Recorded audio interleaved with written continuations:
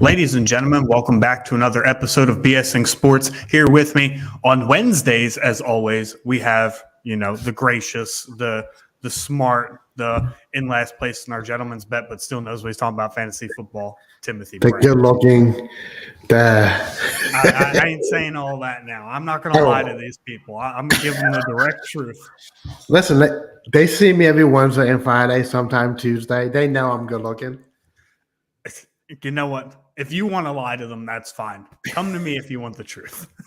That being said, yes, it is Fantasy Football Wednesday. It is the week before playoffs in most fantasy leagues. So if you need that insider info, if you need them start sits for that crucial, pre-playoff matchup, this is the spot to get them right here. So that being said, we do have a couple different topics we want to discuss. Nothing in particular to week 14. The trade deadlines in most redraft leagues have passed. I know in a lot of dynasty leagues, they may not have come up and they may not come up at all. I know there are dynasty leagues out there that don't do a trade deadline. For DFS help, I did do an entire episode on it. What was it, last week, 2 weeks ago? Go ahead, check that out on Spotify. The players' names may change, but the points still remain the same. So that being said, looking at that Minnesota-Detroit game, over under 54.5 is where you want that stat. That being said, Tim, we're going to get right into the topics of our show. Very first one here, injuries and their impact. Ton of injuries in fantasy football, well, in real football this week that have big-time fantasy implications. So we are going to go starting out with Jimmy Garoppolo. Hurt. Oh, man. Not out for the season if the Niners can make the NFC Championship game. It has been reported that he does not need surgery, so he does not, in fact, miss the entire season. He's out 7 to 8 weeks. However, the NFC Championship game means nothing to us fantasy football players as our seasons will be well over by then. So, Tim, what is the impact of Jimmy Garoppolo's injury on the skill position players for the San Francisco 49ers? Man, well, first of all, we never want to see players get hurt in football. It's a terrible, tragic thing that happens, unfortunately. So hopefully Jimmy G can come back healthy and get a contract going next year. But for the 49ers, skill positions like Debo Samuel, Brandon Ayuk, George Kittle, Christian McCaffrey. I think that wide receivers take a little bit of hit, to be honest. Debo got 10 targets last week, but I think 5 of them were in the first quarter from Jimmy Garoppolo. Once Jimmy G got hurt, the backup, I don't know the backup's name. I'm sorry. Brock Purdy. Thank you. Mr. Irrelevant. How about that one? Yeah, he's not Mr. Irrelevant anymore. He's sure as hell relevant now. You're right. But he came in, he did everything correctly that he needed to do, run Kyle Shanahan's gameplay, game book. I realized they gave Christian McCaffrey more touches and more checkdowns than anything else. So I think they're going to keep that game plan going until Jimmy G get back in a NFC Championship game. Or they take a shot and see what he can do in 1 week against a weaker team. What do you think, Brian? So are you insinuating that the San Francisco 49ers are going to make the NFC Championship game even without Jimmy Garoppolo? That's what I heard. That's what I heard. Question. You know what? I said yesterday on the show, I don't think they're out of contention. I really don't. It reeks a lot of the 2017 Philadelphia Eagles where they lost Carson Wentz, who was playing, at a much better caliber level than Jimmy G was at the point in times where they got hurt. And then Nick Foles obviously stepped up. The rest is history. So, but anyway, back to the fantasy side of things. I don't think anybody's going to be impacted as much as people or as much as in most cases, if a starting quarterback gets hurt, everybody's like, oh, this person's production is going to drop at least 10%. I don't know if that's the case with San Fran.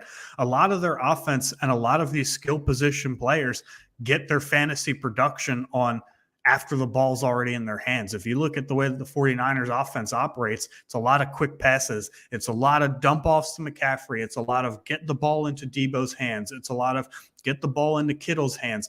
The one that might be affected most by this is Brandon Ayuk, because they are the one that he uses. Like, he's the one that, runs the intermediate and a little bit deeper routes, him and Jawan Johnson. But I think from a fantasy aspect, the other three will be just fine. I think that get the ball out of the quarterback's hands quickly and let those guys do their damage after the fact. CMC, Debo Samuel, and George Kittle are all second in their positions, respectively, in yards after catch the last 3 years. So I think that these dudes don't get hurt, as much without Brock Purdy. Brock Purdy came in and played a pretty good game. I know Garoppolo got hurt very early on, but Brock Purdy came in and finished with 15 fantasy points, which is nothing to bat an eye at. So I think that those three players that rely on their own abilities, I think they're going to be just fine. Debo is questionable for this weekend.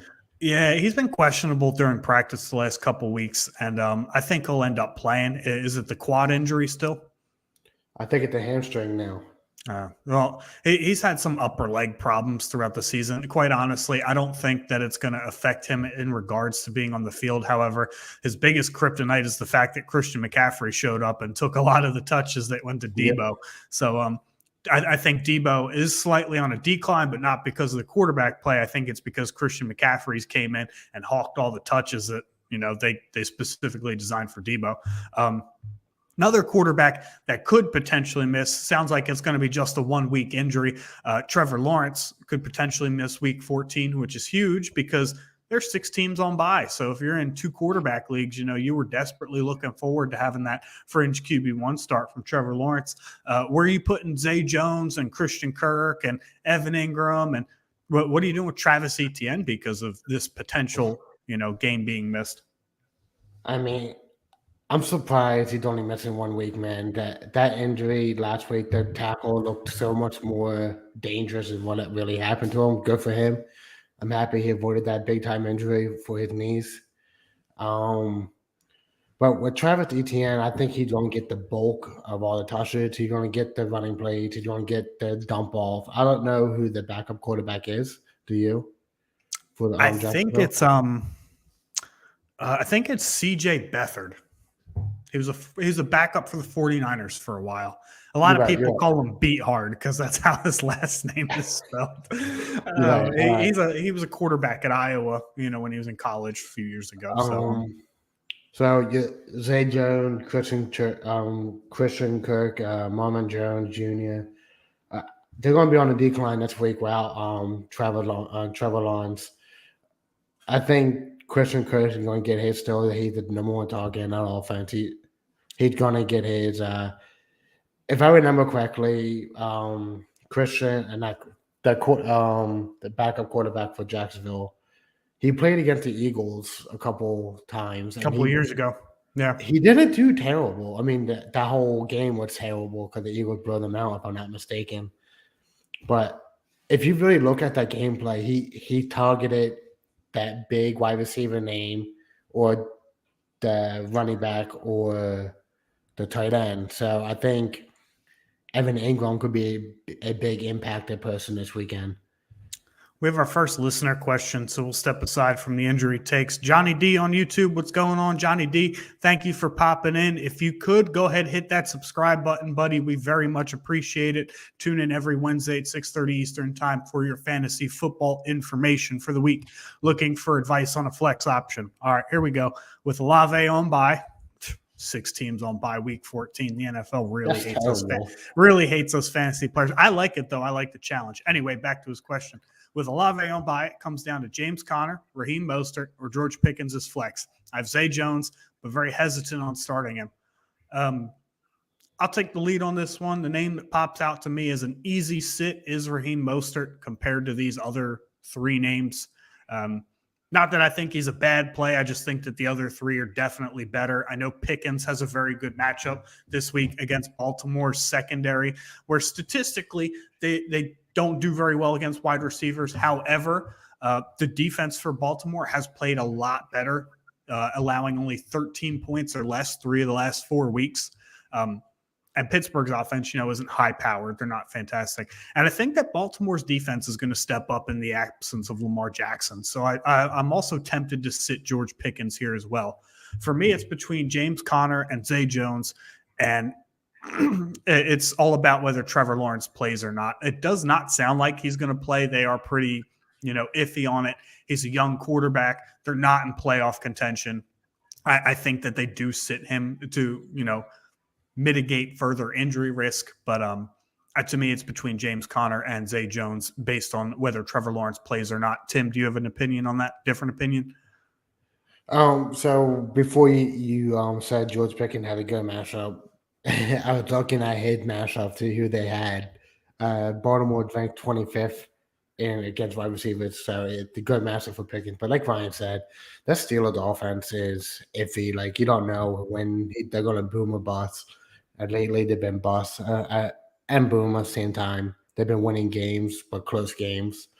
But yeah, I'm going to have to agree with Ryan over here. It's James Conner or Zay Jones. If Trevor Lawrence plays, it's going to be Zay Jones. He's getting 10 targets a game.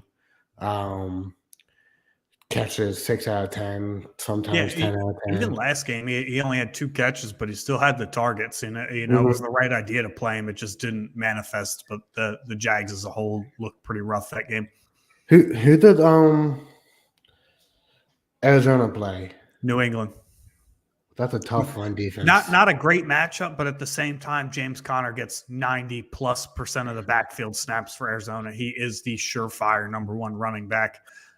In an offense coming off a bye week, I expect them to be a little bit better this week. I do expect a little bit of a bounce back. Hollywood's back. DeAndre Hopkins is back. Kyler's, a little bit healthier.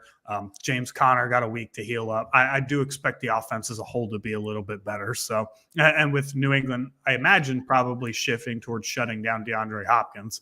I think this opens a window for James Conner. Yeah, like Ryan said, it still all depends if Trevor Lawrence plays or not. Once you said he might not, so I'm gonna probably go James Conner here. Especially if you need that Monday night 10 points, 15 points. James Conner could get that for you, to be honest, very easily. Sure. A couple of passes. Those Monday games tend to be a little bit more high scoring than the rest of the slate, and that's because there's an extra day of practice and an extra day of rest for these guys. So thank you for that question. Again, go ahead, give us a subscribe on YouTube. We're here every Wednesday at 6:30 Eastern Time talking fantasy football. So we'll get you through the playoffs and the rest of the season. Another big injury news: Kenneth Walker's hurt. His backup DJ Dallas is hurt. Travis Homer's hurt. Who is going to be Seattle's running back? So with DJ Dallas being hurt, Travis Homer being hurt, they have Tony James Jr.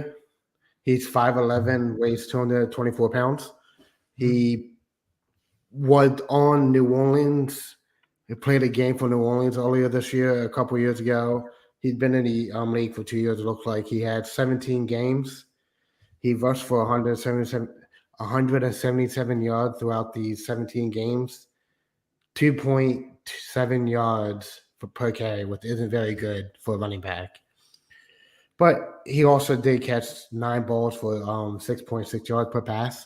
So if either of these other 2 backups, Travis Homer or DJ Dallas, can't play, Tony James Jr. looks like to be that guy in Seattle.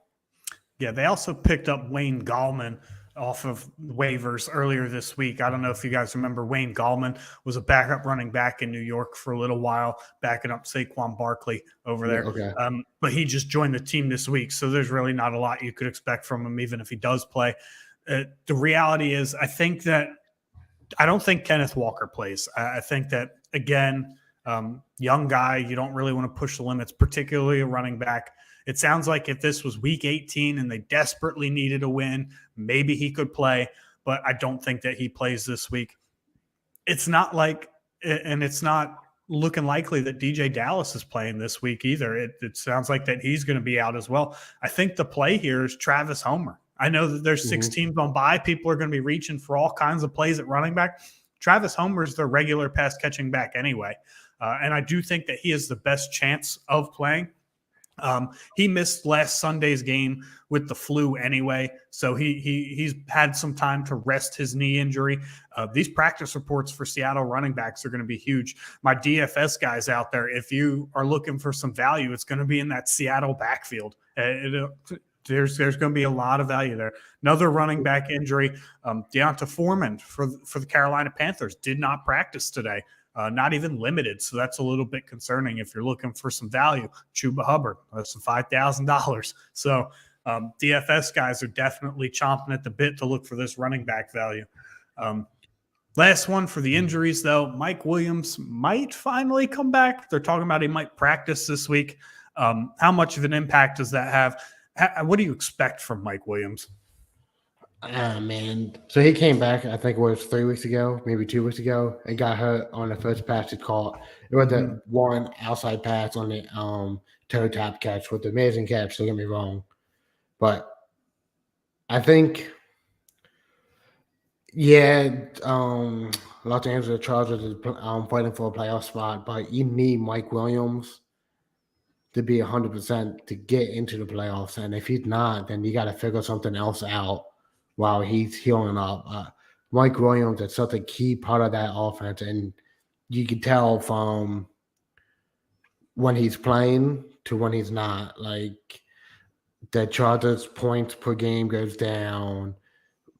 Justin Herbert pass percentage goes down a little bit. Mike Williams is the big target for Justin Herbert, and if he's able to play this week, that's a good DFS value, I think. What do you think, Ryan? No, I would fade Mike Williams in DFS. I just really don't.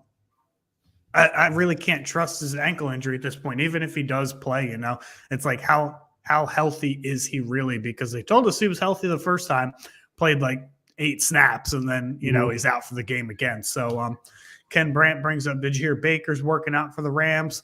Baker is not working out he is working out for the Rams because he is a Ram. He was claimed off of waivers yesterday by the Los Angeles Rams. So that's take that for what you want. That's a real confusing move. Well, no, after I'm about to tell you what I saw off of a Rams doctors area like that, doctors over at LA. So Matthew Stafford had the bruised spinal cord. And the big thing they were saying was it could be a disc in his neck that causing a bruised spinal cord. If he don't get surgery, his career is done. I don't know if he wants surgery or not. Knowing me, I think he's going to get the surgery either way. But if he don't, his career is done. It's a toll on. You can't have a bruised spinal cord. It can ruin your life, man. Did they say for sure that he was, done if he gets surgery, or are they just saying like that? That's probably the recommended route. Most probably the recommended route. Yeah, I'm sorry. That makes sense. I mean, the Rams' offensive line was atrocious this year. They were easily, one of, if not the worst offensive lines in the NFL. And he took a beating in Detroit for so many years. So that makes a lot of sense. That probably adds up. It's still a confusing move. Baker has no contract next year. They picked up $1.3 million for the last 5 games of the season. They're not a playoff team. They're not going to go to the playoffs. There's no Cooper Kupp. There's no Allen Robinson. Aaron Donald's out 2 weeks. This is not a good football team. They're not going to. And for those of you wondering what the fantasy impact on the skill positions of Baker Mayfield being picked up, Nothing. No, nothing. Don't even bother. Go look elsewhere. Baker's probably not even. I think Baker only starts if Wolford's even hurt, to be honest with you. I don't think that Baker starts this week. Maybe they're trying to prevent the people who the Lions from having a second top 10 pick. You know what? I don't know, because to me, this whole the move doesn't make sense. Baker is not going to save his career by going to LA. He's going to hit the free agent market. They're not going to give him a deal. The Rams would probably go and get a different quarterback in free agency because they don't have a first round pick. Mm-hmm. I don't get this. I don't get the move at all. It doesn't make any sense, really, in the short term or the long term, to pick up $1.3 million of Baker Mayfield's salary for 5 games to what? Like, for what? If somebody has, a different take on it, go ahead and comment or let me know on Twitter handle at BSing_sports. But I don't, to me, it doesn't make any sense. Yeah, I get that. Yeah, move on from the injuries here. Really hasn't. I don't think there's too much of an effect. There's some good value plays for the DFS guys, so keep an eye out for that. We're going to move on to our quarterback wide receiver stacks overrated. So, in a blanket statement, Tim, I'll ask you that question: are quarterback wide receiver stacks overrated? Like, do people put too much value in them? Yes and no.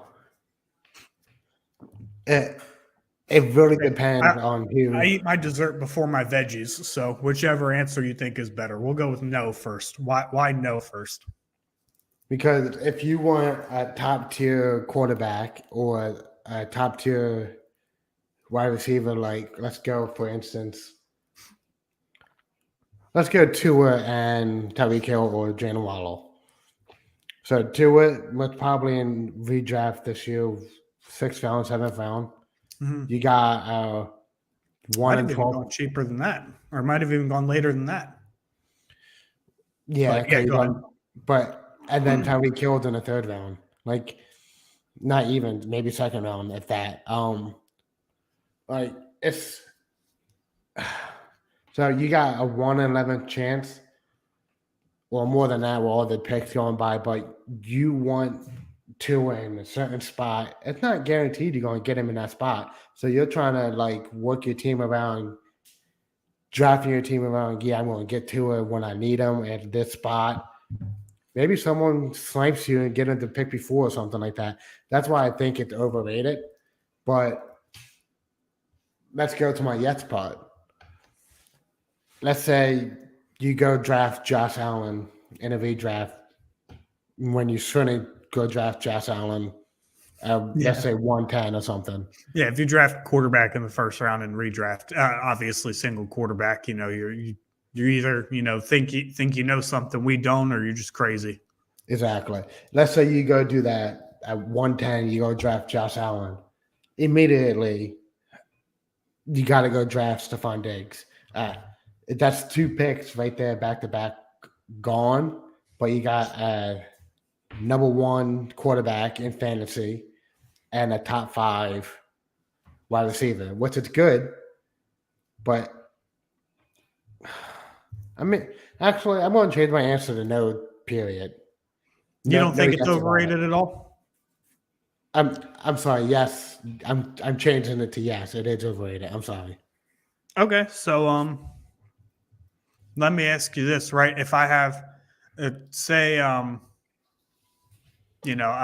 you just acquired Josh Allen, who is QB3 on the year so far. As I just found out, he's 8 points behind the QB1 slot. If Stephon Diggs is available, why wouldn't you go get him? I mean, Diggs is the wide receiver 1 on the season, so. Believe me, I thought about it. I have trades in my mind, and I'm not, insinuating anything about a particular move that was made in one of our leagues. I'm just saying, like, as a fantasy owner, like, that stack is okay because you have the number 3 quarterback who could definitely finish as number 1 and the number 1 wide receiver. So that sense is okay. Let me ask you this though, right? Say you have Jamar Chase or T. Higgins, right? And but one of your quarterbacks or your quarterback is Trevor Lawrence. In the Dynasty League, are you trading a potential top 3 2024 first and Trevor Lawrence for Joe Burrow to complete a stack?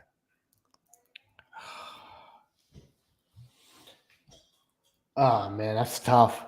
To me, that's where it becomes a little overrated because, while it looks great on paper that I have a young quarterback with his young receivers, we don't know that they're going to be together forever.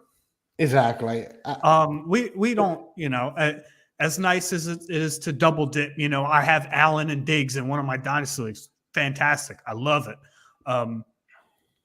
they'll probably be together forever, but who knows? Maybe T. Higgins leaves in free agency after they pay Jamar Chase and Joe Burrow, or something like that. There's no guarantee that those guys are going to be there forever. And then the second piece to that is, why would I give up a low end QB1, right, and a top 3 pick, which is probably the value of Joe Burrow? Like, if we're just saying, that may be a slight overpay. Why am I even going to slightly overpay for similar quarterback 1 production, maybe take a half step back there and then take a complete step back somewhere else because I'm giving up a top 3 pick?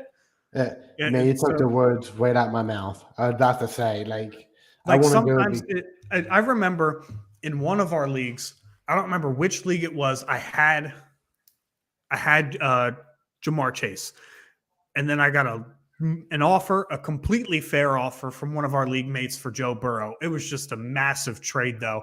And I was like, no way. He's like, I thought you'd want that Burrow, Chase stack. I'm like, no, I can't pay that. That's just doing too much. And sometimes, that's what it comes down to is like, would it be nice to have a stack? Yeah. But on the downside, maybe not from a DFS standpoint. I think DFS, it is important because you're putting all your chips into 1 week, whereas like season long fantasy, if I double down in the beginning of the year, like say I went Trevor Lawrence and I was like, I want Marvin Jones. Well, Marvin Jones stinks. So that's not great. And then, or if I go, let's see, what quarterback has perfect example. I went all in on Matthew Stafford and a stack from the Rams. I have Allen Robinson in one and Cooper Kupp in the other. That shot me in the foot. I'm going to have no success at the quarterback or at the wide receivers. Kupp was playing pretty good, but he's hurt now, so I'm not going to have any success there. So there are times where quarterback wide receiver stacks, they sound nice in theory, coming off of a quarterback 5 overall season, Stafford coming off the wide receiver and number 1 overall player in fantasy and Kupp, just to turn around and it shot me in the foot. It wasn't worth the investment that I made, obviously, hindsight being 2020 there. So that being said, let's talk about it. I'll let you decide. Dynasty, redraft, whatever you want to pick. Who's the best quarterback, wide receiver stack to have? Can tight ends be involved? Pass catcher. We'll go pass catcher. Then I got to go. No, I can't say Travis Kelce and Patrick Mahomes because Kelce tight end 1, but he's overall 15th, I think. So that don't make any sense. Oh man, this is tough. If I had to go anywhere, I got to go Allen Diggs. Josh is that in dynasty and redraft or just redraft? No, just a dynasty. Really? So in dynasty, you take Allen Diggs over Burrow Chase? Yeah. Good one. I think I know where you're going to go with this because Allen has that QB1 overall upside, and we play super flex, so that's kind of cool. But, I mean, Jamar Chase, and Joe Burrow are young cats. They are young cats, but it's not guaranteed Jamar Chase stays in Cincinnati or Joe Burrow. I think it's guaranteed that I think Burrow's definitely going to stay there. Yeah. Cincinnati fans would burn the city to the ground if he didn't. And if you had to pick one of those receivers, it's going to be Chase. They drafted Chase for Joe Burrow. You're right. See, that's a gamble I'm willing to take. I understand the point because neither one of them have a contract yet, but all the signs point to the fact that it's going to be Burrow and Chase for years to come there. What is interesting, though, is that Jamar Chase will probably make more than Justin Jefferson simply because he's due for a contract the year after. Yeah, that's crazy. Yeah, but someone in the comments says Hurts Brown. That's an interesting one, too. Jalen Hurts has really come on as a passer. Yeah. AJ Brown really coming on at the pass catcher. He's always been a good pass catcher. You're right. For me, I think Brown being behind Chase and Diggs to me kind of, puts that stack. I'd say that because this is tough. So in redraft, I'm actually going to go with what you were going to say the first time. I'm going Mahomes Kelce. Yes. Because having the Good redraft, positional yeah. dominance at tight end, like I can go fill in other wide receivers, but Yep. there's no tight end in the league like Travis Kelsey, and Travis Kelsey can put up quarterback type numbers, which is insane from a tight end. So to have the quarterback one, to have the tight end one, I think in redraft, obviously Kelsey being a little older, maybe retiring at the end of next season, that's a little scary, but from a dynasty standpoint, man, another one in the comments, Tua and Hill. That's a good one too. Yeah, Um, that's a good one. that's a good redraft one for me. I think Tua being a little bit behind Burrow. I think Tua's in the same tier as Burrow. I think he's a tier behind Allen. Yes.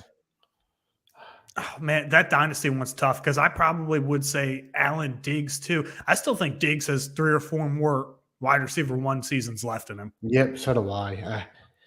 He doesn't have Especially an with aging Allen. Skill set. Yep, exactly. He's not based on his speed. He's a great route runner with great hands who develops great separation. Larry Fitzgerald worked well into his 30s doing that same thing. You look at DeAndre Hopkins. And he's tied to the arguably number 1 quarterback in fantasy football for the next, I think it's 5 years. So, but I definitely see your point about Burrow and Chase. I definitely see that. Yeah. We got another one, Herbert and Williams. I don't like that one. No, I like Herbert, don't like Williams. I put Herbert in that Burrow Tua tier. Yep. Williams is, easily 2 tiers below, any other wide receiver we're talking about. Especially because Williams not even hit first target, really. It's Keenan Allen. Yeah, I'd say Keenan Allen eats the bulk of the targets there, but to me, Williams is so roller coaster. He's up, down, up, down. Ken Brandt asks, what's the contract look like for Diggs? He just signed a 4-year extension in the offseason, if I'm not mistaken. So this year, yeah, it was either this offseason or last offseason. He's there for some years. I can get the specific details on that here in a second. But I think it's for like $133 million or something like that. Yeah, it was. I think it was the highest paid wide receiver contract on a yearly basis at the time. So yeah, until Devontae Adams hit. Here we go. 4 years, $96 million. Off. And it doesn't even start in 2023. It starts in 2024. He's locked up in Buffalo through 2027. Now, there is a potential out after 2025 with an 18.2 dead cap hit. I doubt that they use that. I mean, I still think that Diggs is going to be, there. I got another stack for you. Yeah. About Derek Carr and Devontae Adams. No. Listen, Carr's been playing bad this year. Carr's quarterback 14 in fantasy. From a fantasy perspective, Carr has not really played that bad, especially because you and I play strictly in Superflex for the most part. Yeah, and Adams and wide receiver too. Yeah. I think that once Renfro and Waller missed extended period of times, you knew that was going to happen. Yeah, true. But to me, Carr is the no-go there. Like, there's just too many. It's not an Adams thing. It's I'd rather have Allen and Diggs for sure. What about Trey Lance and Debo? No. Actually, funny enough, San Francisco, once Trey Lance takes over next year, presumably is probably the one place I wouldn't want to have any stack, because Trey Lance just vultures all his passing opportunities into rushing attempts.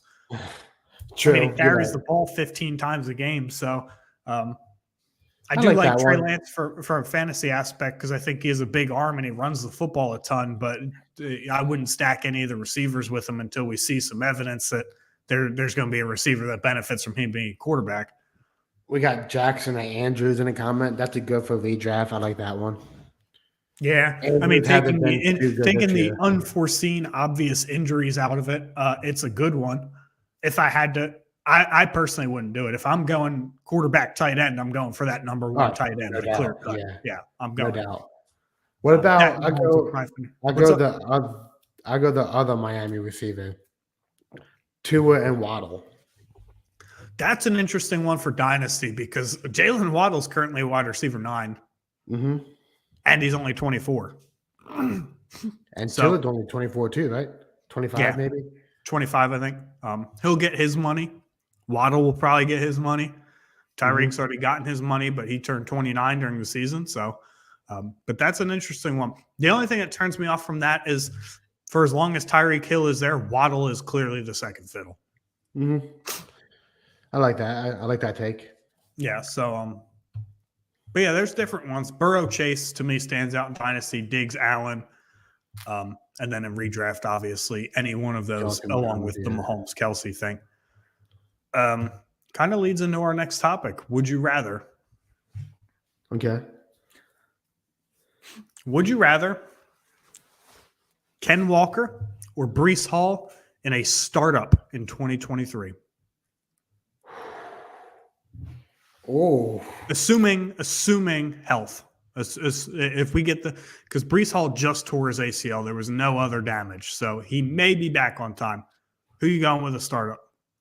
I mean, it's really not a question. If Brees Hall is healthy, I'm going Brees Hall.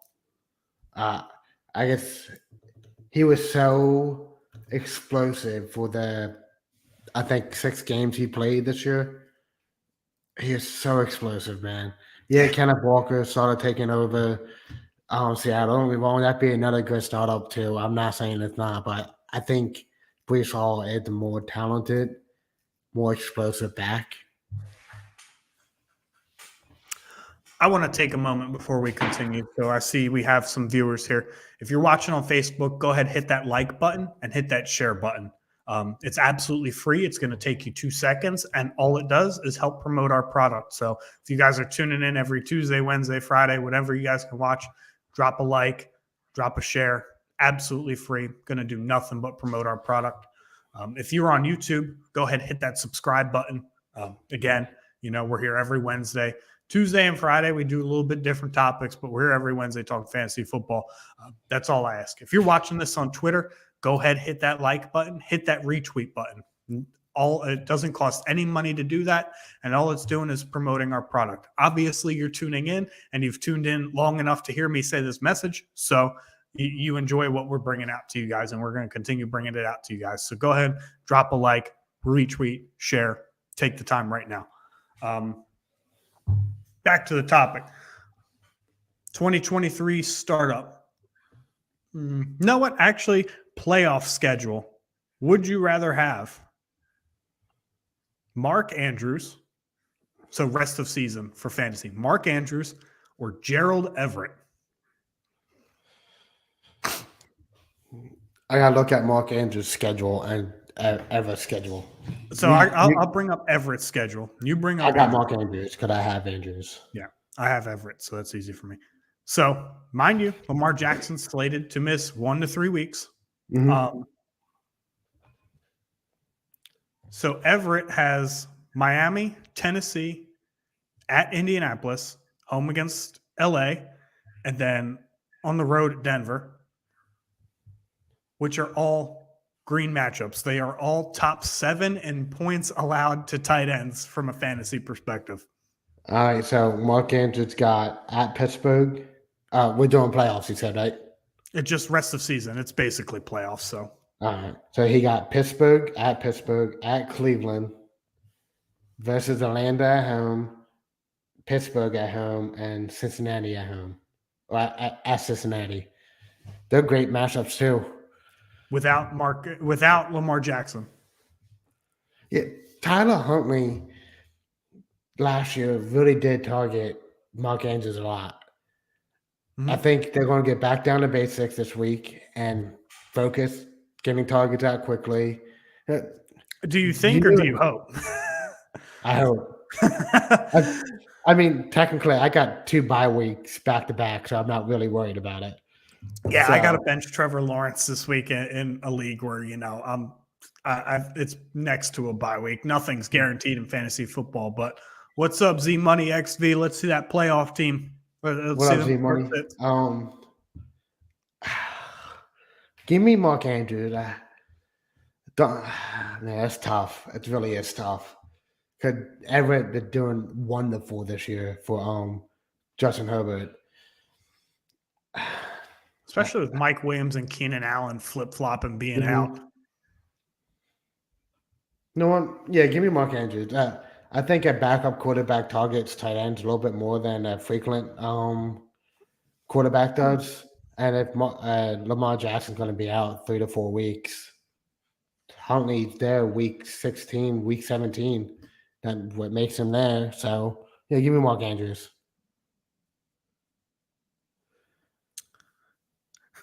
I didn't get to see it, but how are we feeling about the Kenneth Walker injury? He gave me 3 points. Z Money, yeah, you did miss it. We did touch on the Kenneth Walker injury. Sounds like he's probably only going to miss 1 week. Mm-hmm. However, his backup, DJ Dallas, is probably out. He didn't practice today. Kenneth Walker obviously didn't practice today either. The guy to own right now is Travis Homer.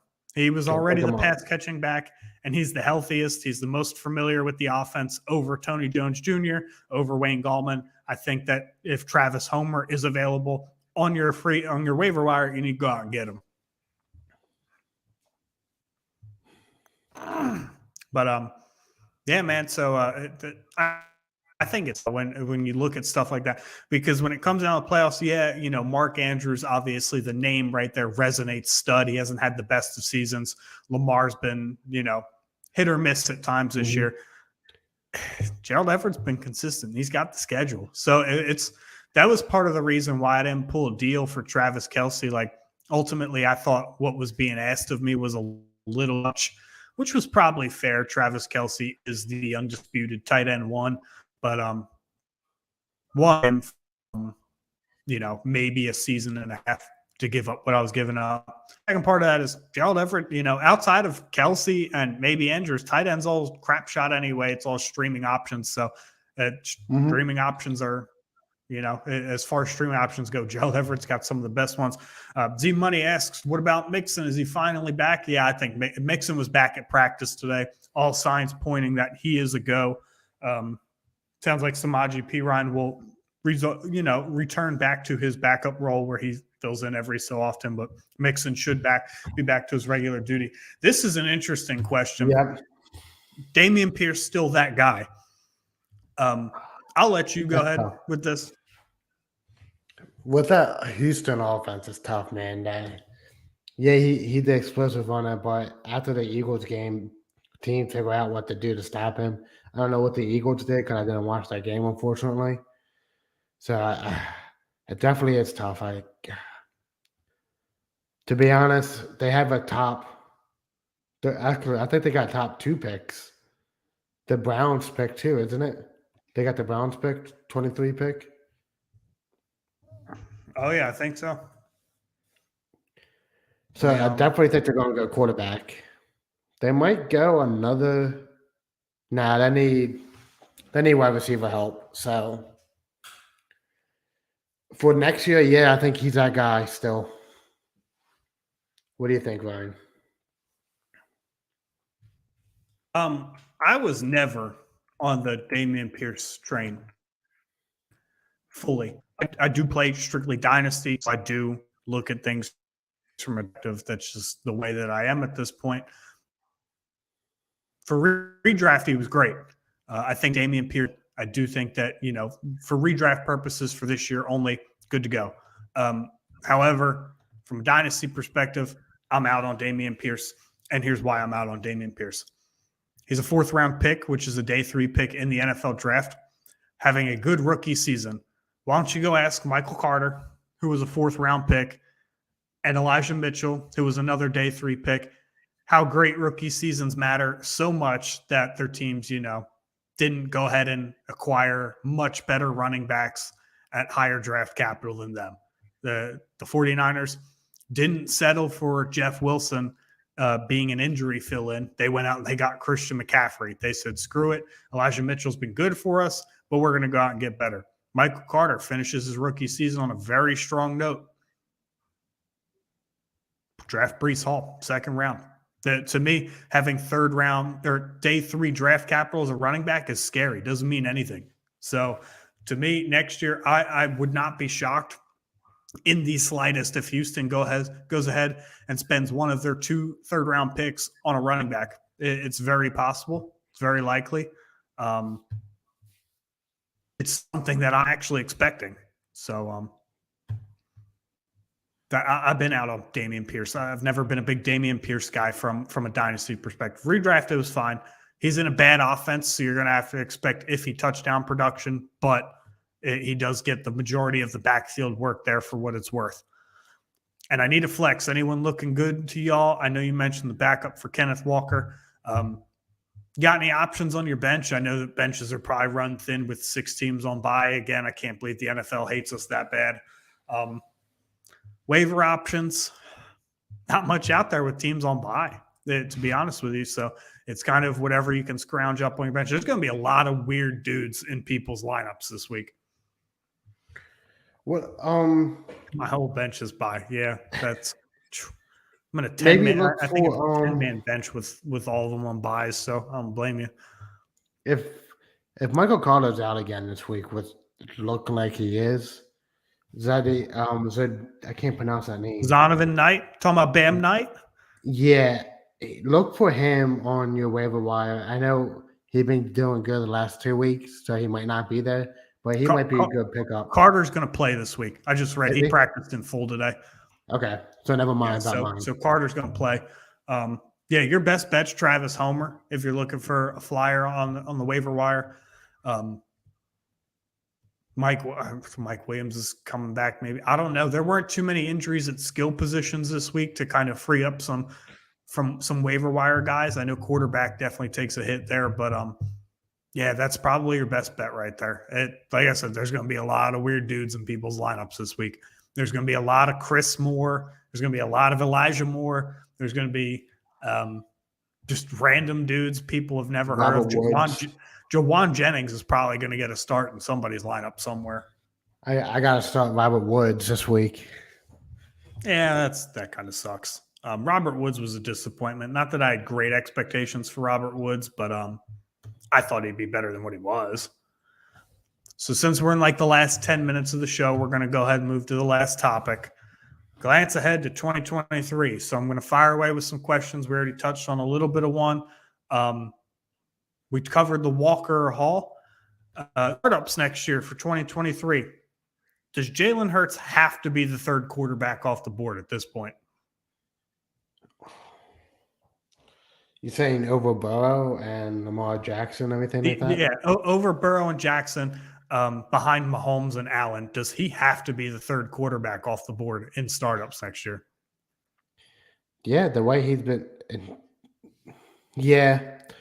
The way he's been playing the last 2 years, the running upside is amazing for him. And I know Tim Hawkins out here is going to be loving me saying this. He has been improving on his passing. He's looking better each week in and out. He might be my guy in the future for the Eagles. I'm not 100% confident yet, but I think he has to be the third quarterback off the board. What do you think, Ryan? Yeah, I'd say so. I would take him as the third quarterback off the board behind Allen and Mahomes, whichever order you want to put that in. He has 2 very good pass catchers on the outside. He has a very good pass catching tight end in an offense that favors him really well. He takes a lot of goal line touchdowns. And as you said, he's improving a ton as a passer. The rushing upside to me is why I'm taking him over Burrow. Obviously, I think Burrow and Herbert are still better raw passers than Jalen Hurts. But when we're coming to a fantasy perspective, that rushing upside for Jalen Hurts, that 8 to 10 rushing touchdowns, the 800 yards a year he's going to give you, that's Allen level-esque. Now, if he can get the throws down like Josh Allen can. But that being said, so glance at 2023, Jalen Hurts is my QB3 off. Can Kyle Pitts rebound? Or is he stuck in purgatory? I think he's stuck in purgatory, man. Maybe not. Atlanta got a lot to do in the offseason. They need to get an offensive line. Pass blocking offensive line, not run blocking, pass blocking. The pass blocking is in the bottom tier of the offensive lines. They need to go get a better quarterback. Do they? What if Ritter's the guy? Have they even tried him yet? That's what I'm saying. Dude, we talked about that yesterday. It's got to be Ritter time there, man. They're coming off there. They got bye this week. It'd be the perfect time to let the young guy know they're firmly out of the division. I think the Bucs can take this by multiple games at this point. I truly think Atlanta's waiting to see if Tampa wins this week. If Tampa wins this week and takes a firm 2-game lead in the division, I think that they move to Ritter. You got to see what you have in them because you do have a very high draft pick, and there are going to be young, valuable prospect quarterbacks available at that pick. You got to figure out what you're doing with it. If Riddler is that guy and proves that he can be that guy, and he's a passing quarterback more than running quarterback, and they help him in the offseason getting better offensive line and maybe another weapon on the side for a wide receiver, I think Pitts could make a break to come back. But I know I'm not drafting him in a startup. Are you drafting him in a startup, Ryan? Desmond Ritter? No. Kyle Pitts? No. I shouldn't say no. I want to see where the general consensus has him first. If they still have him inside the top 5 tight ends, no way. If they have him back end like 7th, 8th round with those fringe tight end guys, maybe. If he's top 10, somewhere in the 9 to 12 range, I might do it. But no, I'm not. If they still have him valued at like a top 5 tight end position, hell no, I'm not drafting Kyle Pitts next year. 2 things. One, I don't know who their quarterback's going to be. Even if it is Ritter, he's still young. If it's a rookie, there's going to be a lot of learning curves, a lot of pain. On top of that, Arthur Smith, the head coach, very run heavy first guy, even when he was in Tennessee.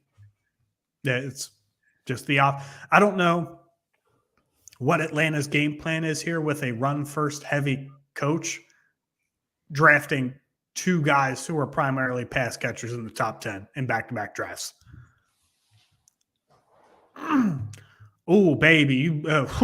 Should I pick up Garrett Wilson, Tyler Boyd, or Michael Gallup? Say it with me on 3, Tim. 1, 2, 3. Garrett Wilson. Garrett Wilson. Yeah. Oh, Garrett Wilson, baby. I can't believe he's not rostered. I can't believe he's on wires, man.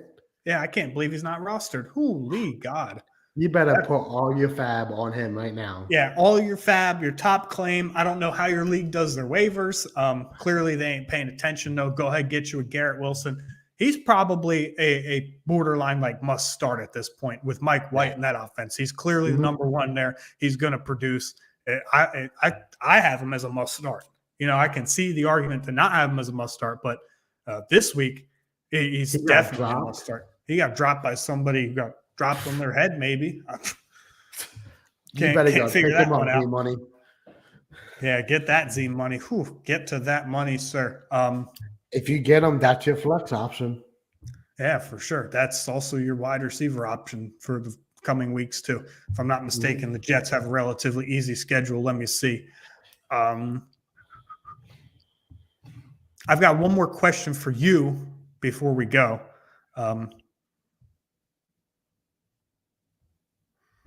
Because, I like asking questions. Let's see. Oh, baby, he's got Buffalo. A great matchup for receivers. He's got Detroit, first round of the playoffs. Great matchup for receivers. He's got Jacksonville. Great matchup for receivers. Seattle has not been a great matchup for receivers, but screw it, I'm starting them anyway. Starting D-Hop, Ayuk, and Wilson now. Amen. Actually, if Ayuk is your second option going forward, I'm definitely starting Wilson over Ayuk. Yep. I think until Brock Purdy shows that he utilizes he missed the beginning of the episode. I think until Brock Purdy shows that he utilizes Ayuk's ability in that intermediate to deep route scheme that they had been using him with Garoppolo, I trust the other 3 guys in the San Fran offense more. One last thoughts on OBJ. No. I don't think OBJ. First off, OBJ is not going to sign with anybody. I don't think he does. Secondly, if he does, he's got to recover because it sounds like his knee's not very healthy. He has to learn the offense and then get back into game playing shape. By then, your fantasy playoffs are over. He might be valuable to somebody in the real playoffs if he gets signed. But I don't even think he's healthy enough for that. The comments Jerry Jones made during their visit in Dallas makes it sound like he wouldn't even be available to a team until mid-January. So OBJ is definitely off my radar rest of season, regardless of, if his knee heals up tomorrow or not. Yeah, I definitely agree with that one. Let somebody else take the fall for that one. But yeah, that's one last question. So DK Metcalf, this is Dynasty. DK Metcalf plus what equals Stephon Diggs? Like picks wise or like a different player wise? Do pick value and then equate it to a player. So it's funny. I tried to get DK Metcalf off of Tim Hawkins yesterday. He wasn't having it. Which is fine. I don't blame him. DK Metcalf is that guy. And he proved Jenny Ramsley wrong again last week. So, give me, I got to say, mid to late first in 2023, plus DK for Stephon Diggs. Okay. Can you give me a player equivalent? Would you do Chris Olave or Garrett Wilson in that spot? Dynasty or redraft? Dynasty. No. Rebuild or contending? Let me rephrase that. The rebuilding side is taking the Metcalf and either Olave or Wilson, and if you're contending, you're taking Diggs. Oh, then yeah, I'm taking that. I'm taking Metcalf and Olave or Wilson easily. Especially if I'm not contending in the next 2 to 3 years. But if you're contending, are you taking the Diggs side to that? Are you selling Metcalf and either Garrett Wilson or Chris Olave for Stephon Diggs? I wouldn't. I would try to go with maybe like I'm so high on both of those guys. A lot of people. I think there's good reason to be.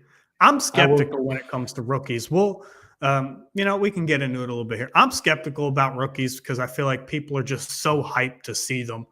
There's no real stability there, though. I mean, yeah, Garrett Wilson's had a great few weeks. I think he's a great play the rest of the season. He could fall flat on his face next year. Could fall flat on his face in year 3. There's no sort of sustained proof of production there. So to me, Elijah Mitchell, right? Elijah Moore. Yeah, Elijah Moore had a fantastic rookie season as far as rookie seasons go. That hasn't been, a great sophomore season. Oh, man. If you put it that way, yeah, I guess I got to take that trade for Stephon Diggs. Like, that's just my take on rookies. Like, obviously, I'm betting on potential, or else I wouldn't. If I was the Stephon Diggs owner, I wouldn't be trying to acquire these people if I didn't think that they had good potential. But these dudes aren't top 3 wide receivers in fantasy football. They haven't done anything. Sure, you're right. There's no proof that they ever will. You're right. I was thinking maybe, since I said like a mid to late first, like a Metcalf Debo stack. Or So you value Olave and Wilson over Debo? No, I guess I value them a little bit less. But I'm not really big on Debo. That's my problem. I'm not big on Debo either, especially since Christian McCaffrey showed up for all the reasons I mentioned earlier. But yeah, we're out of time here. We're at an hour. So you got any closing remarks, Tim? Thursday football tomorrow, guys. Do not flex your Thursday players.